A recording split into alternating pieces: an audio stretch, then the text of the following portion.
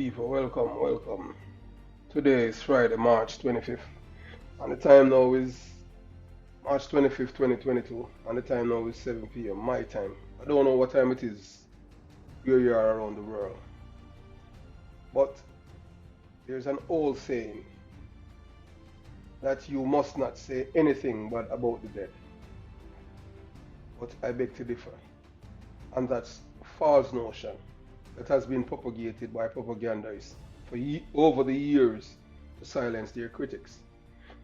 If you notice, whenever anywhere you are in the world, especially in a first world country, whenever someone is killed by the police or has met untimely demise, first thing they start to tell you about the first day that the person went to infant school. And don't think that it is not done deliberately enough for you to form a picture in your brain about the person who's dead.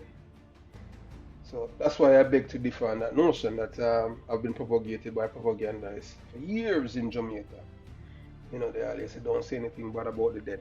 But whenever the dead dies, the dead want people to talk all the nice things about them. And how dare you to go outside of the realm and speak the truth about them? The truth matters. Welcome to the Jamaica Young Police Channel. We are an experienced and certified detective of the Jamaica Constabulary Force. It's about to educate you with facts and not propaganda or hyperbole for the government, the police force, or its minions. I hate criminals with a passion and their supporters. I do believe that every criminal must live in fear for their lives and not the law-abiding citizens. I do believe in preemptive strikes against criminals, and there's no such thing names extrajudicial killings. No. And it must be called self-defense because you are preventing the suspect from carrying out other killings of citizens and tourists alike. I want you to listen to this detective, sergeant, and varnish experience of being framed by other police officers, namely the late Superintendent Leon Clooney. Yes, we know that he's dead and body decomposed, but we want his family, his wife, his children, his friends to know that yes, you look up to him, that he was this exemplary police officer, but there are things about him that you do not know or you would want to ignore. So in the era of public media that we have access to, social media, people is going to remind you of who your family was, even yours truly, whenever my time and when I depart this earth. So that's how it is. Mr. Clooney used to be at the corruption branch, and the day in which he was killed, it is alleged that the killer knew him before. It's a gunman who was in the military, U.S. military, and he has been chaperoning him around, and he was being protected by Mr. Clooney. However, this man, the gunman, have too much of him, and he killed him and killed Mr. Clooney and two other police officers and injured others. But we're not here to talk about his death. You understand? We just want to give you a snippet of this man because he has caused harm to a lot of police officers, their integrity and character, by framing them. I don't like thief in police. So if a police officer is thief, you don't expect any sympathy from me. I don't like them. But I don't believe in framing police officers either, or tell lie on them. So that's a no-no for me. So the same Superintendent Leon Clooney is alleged that he was caught cheating on a promotion exam at the Jamaica Staff College, at the Jamaica Police Academy where I was trained. And he was kicked out of the exam by the invigilator because of his connection with the upper echelon of the police force and the Police Service Commission. He did not face any disciplinary or criminal charges from his actions. So that goes to show you that when the people are corrupt in the police force, they are being protected. It's friend thing. People don't tell people the truth because they are friends. I'm the kind of person, believe you me, you and I are friends and you do something wrong. Whether or not you want to believe it, I am going to confront you and I am going to say to you, I don't care if you like me or not. That is just me. You understand? So I want you to listen to this, Detective Sergeant, and then I will get back to you, my viewers and loyal subscribers. Stand by. You know, they say you shouldn't speak ill of the dead. But sometimes I believe when people want to cover up the wrongs of those who would align themselves with like Mike and Mandy. Them say man did. It wasn't all ill of the dead. But if you live a life of crime, criminality and corruption, it should be spoken about ad infinitum. This was the man who arrested and charged and lied on me and so. Can I ever get me charged? He had to lie on me so. Who including yes? Who including yes? I have a no hatred or bitterness or revenge or anything of the like against him. But the truth should be told. Truth should be told. After the case, after we were acquitted, son and I were acquitted, at the no case submission level, and the judge ordered the arrest of the virtual complainant, the man who filed the complaint against me, the judge ordered him arrested. 2 minutes after lying on me, he arrested me when he was an inspector. By the case was to be tried, he was promoted to DSP.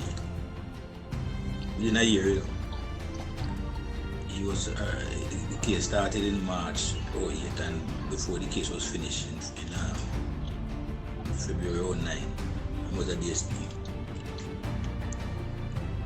And when Mr. Wilson could come and explain how this man would be wrong so far, so as inexperienced, and he was not a bright fellow. But that's a given, that's a fact. He was no investigator. Let me give you an example. When he came to Kingston Central, where I was being kept, Mr. Wilson probably could tell you what I was doing at Central. I was very close to Radner and Louis. So maybe I don't know, Mr. Louis told him why I was harder transferred from arrested in St. Mary here at headquarters and passed every police station and dumped at Kingston Central among rats. Wilson came there and saw me, him and Artist Stewart. Neville Knight came here first and told me that he would have called him. Obviously, Neville Knight must have called him and said, no man, the man is a farmer general secretary police federation. No matter who have an indifference. You must go see the man. I know Neville Knight, the late Neville Knight is a straight shooter too. And he told me that he would have called them. They came there and I showed them some of the rats. Some huge rats. Yeah, lock up the brother. Right? Clunis came there Wednesday, the 19th of March 2008. I've been arrested, me and my son, on the 13th of March. Almost a week after I came to do a Q&A. Constable named Nigel Pencil was the secondary interviewer. I was taking notes as he asked me questions. And he said to me, did you went to so-and-so? And I responded, I never answered the question. I have no answer to the questions. And no lawyer never tell me that. I do Q&A myself, and do proper Q&A. So I know if you answer tell him, no lawyer never tell me. Even though I had one there. So the constable, right, did you go? And the constable was correct. Because did is conditional, and therefore you can't say did you win. You can't use a past tense with did as making the sentence conditional. And I talk about me learning that in the early 80s. I was the top English student in my class. I Cynthia Stafford class at St. George's College. Until a fellow who did pass English already, O-level English. I think with B, but in Zemalog A. A very brilliant policeman from upper registry. Never know his name now. And he did get an A as I did. But he was a bright top. I told him my name. Constable. You see the man for a long time anyway. The man was a good guy long time. I can't tell you name. I look straight down face, but I don't see him for any time there. That was about 82, No, 83. So do some between 82 and 83 and 83 and 84. But the second year I go there, I see him come there and do all the English. And him said, did you went? Can't use past tense so. But the concept obviously that was himself an English luminary. And therefore he knew that it was did you go? And he wrote, did you go? The concept wrote that. When Tunis looked what the concept wrote, Tunis take out in pen and try through it. Alright, did you went? And initially the part went cross out. You know, nothing to do watch him. Arrogant bad, very arrogant fellow. Arrogant can't do. Well, the long and short of it is that after the case was tried and I was acquitted at the no case submission level,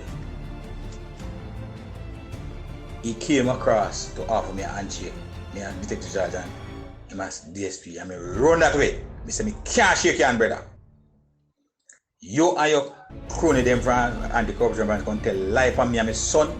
If you send me and my son to prison, and don't have about the case you have, me say no, me that drop down dead if me shake your hand. Me can't shake your hand, papa. And walk with him. All the clerk could never look for me so. Because the clerk could know me well enough because me use the case to give them to prosecute. Oh, damn, then me lie, I turn up and look. All in freeze, he couldn't. Say, well, I'm arguing. You really is a straight shooter, you know. No, me say boss, me couldn't shake your hand. But I probably freeze and dead in here today. Because I am not a hypocrite and I can't be a hypocrite. I walk with him. And from that boy, that brother takes on set from this, twice. 2 times. And he has a cousin over in the cadet group, you know, so my man wants to send the vice to give him a business. I don't care. Me attack it through. Me I shoot straight. Me attack straight and I shoot on the head. Twice he allegedly went to 2 CIB courses, 2 separate CIB courses being conducted at the training school. And the first thing, going to talk about anti-corruption by branching, you know, the first thing he reportedly did, said was, who come from center? The man put up behind. He said, you know, take a shot and Morgan. He said, hey man, I'm the supervisor, man, I'm the best that. But Allen, Detective Corporal Allen. He said, best, when you go back at center and tell him, say, he must be dismissed. He must be dismissed.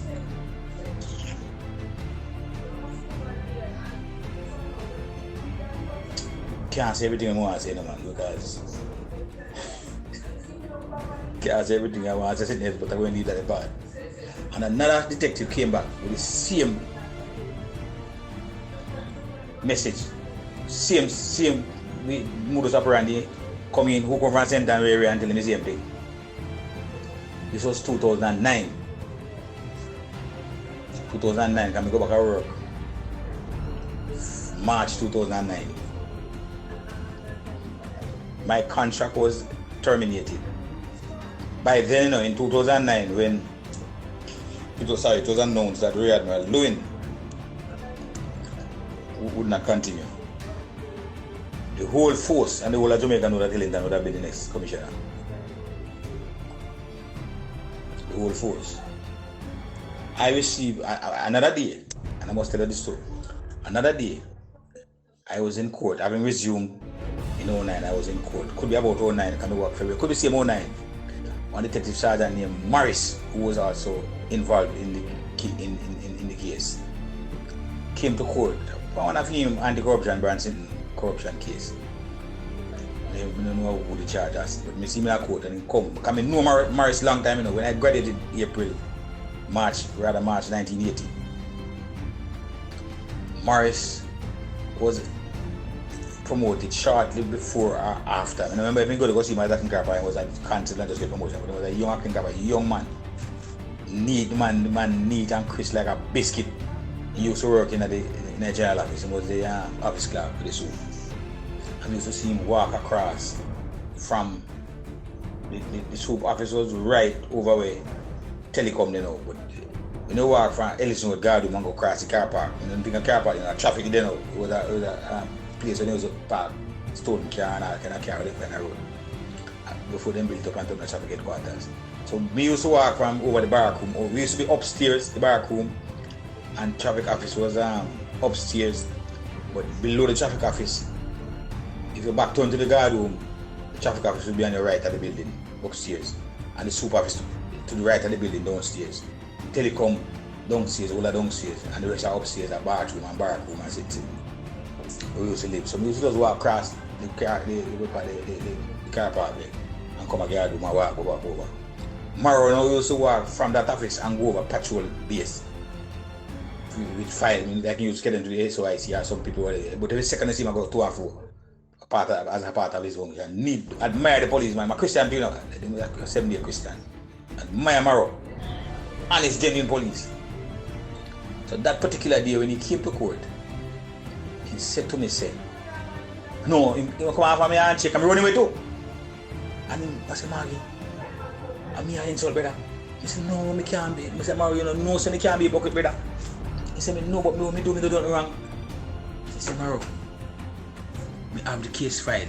I want even when they have a case, you know, whether it be my case or me have a copy of the file. Like they could have dashed your case file, they then done me a photocopy and give them again. The case have a try. And police learn this. You must have a copy of your case file. No man is supposed to dash your case and dash your case. You produce that. And when you realize they can't take the chance, they try it again, you know, they say, no man, I have a copy of Mogi Clark. I waste time. You could have show that.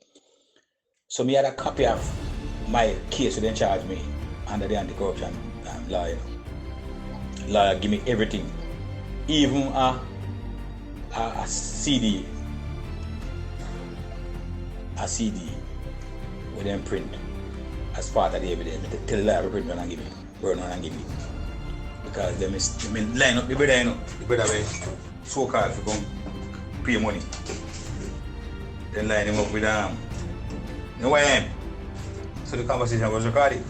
I went to tell about that department, I went to tell what the department is doing. So I said, Maro, I can't do that, brother. He said, no, Maro, I can't be the hypocrite.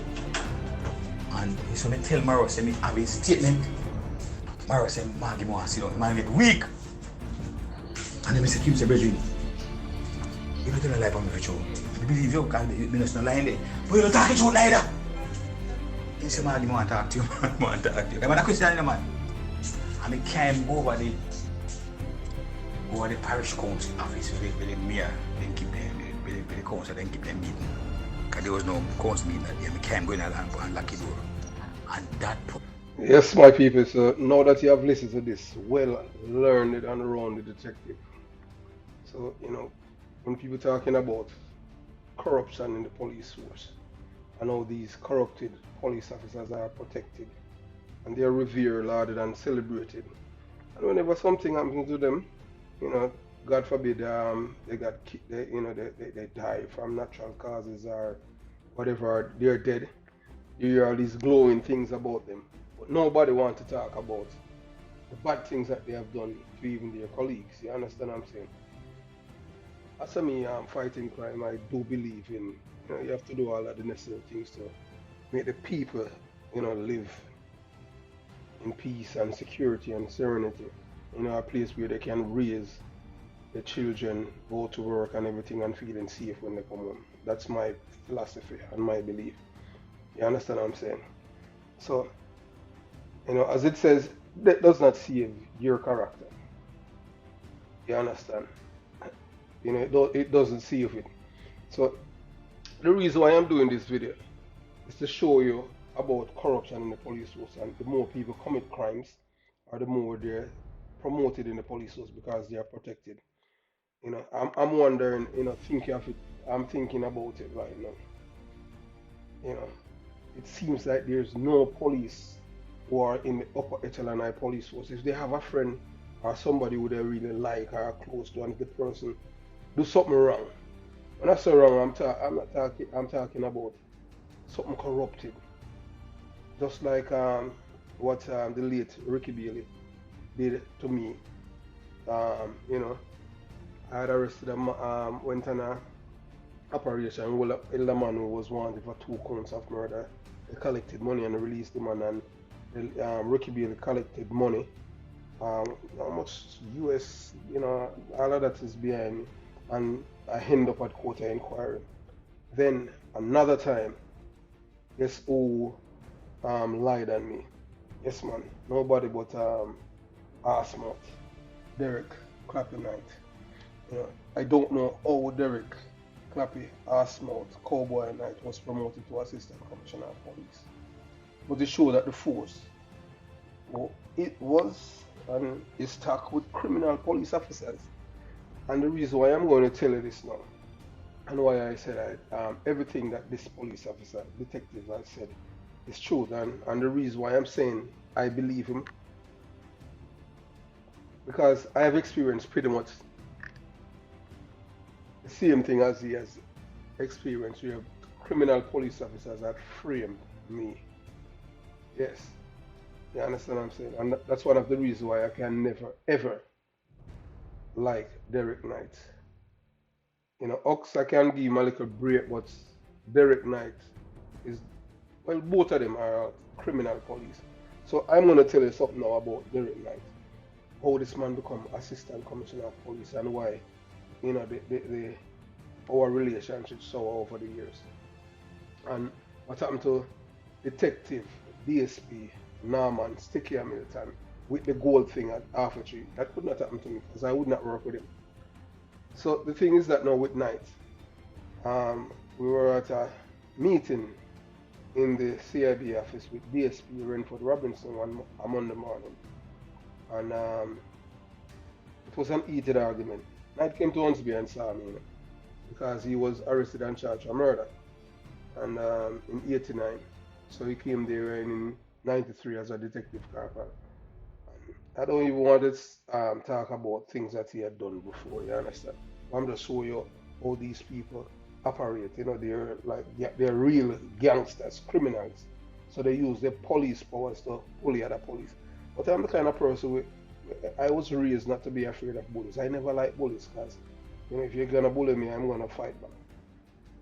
So what happened was that now this man, same man Knight, you know, in the meeting he was trying to put out, you know, portray himself as this big tough guy and all kind of thing. And although I'm a constable and everything, you know, fear is imaginary to me. So I put him in his place and it bruises his ego. That's how these people are. They're egoistic. They don't believe in people supposed to talk to them as men. They believe that you're supposed to talk to them as boys. And that's, you know, the police work doesn't cater for men because men can speak up, boys just shut up. It's like your father talking to you, don't say anything. So what he did now is he was able to solicit a detective sergeant named Tyndale from Internal Affairs to lie on me. Lie, you understand? And then I end up again at court inquiry. What they do with these things now, when they lie on you, these are things that they use to prevent you from getting promotion. Because once they lie on you and they start an investigation against you, it's lies, you know. Well, you know, they have people remember, you know, this man, you know, Knight, you know, knew the commissioner of police and claimed that he was doing all kind of shenanigans for him.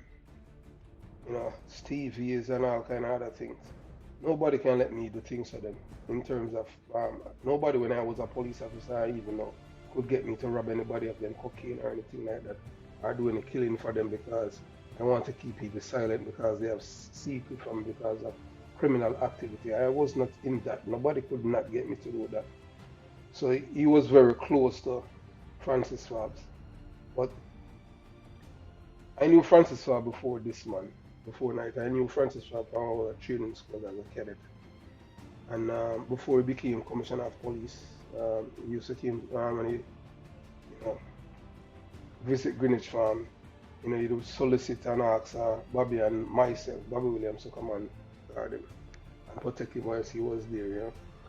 So, cut a story short with Knight, or corrupt, to show you the corruption is rampant in the police force. After all this man's crime, I'm going to just even want to tell you about one of his crimes. So, a few, before he had framed me, this Knight, you know, in the 1999 gas riots in the Waterhouse, he arrested a police officer from Special Anti-Crime for thieving salt mackerel, a jug of salt mackerel, you know. And at the same time, Knight arrested and charged the policeman for thieving.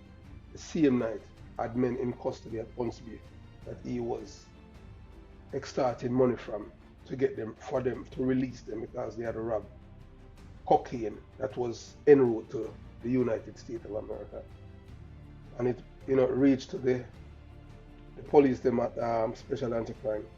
And the next thing, and it was even boasting about it, the next thing is that Special Anti-Crime Task Force was dismantled by the Commissioner of Police to protect Knight because they took away the file from the investigating officer. The file that would send this man to prison for corruption in the police force of extortion.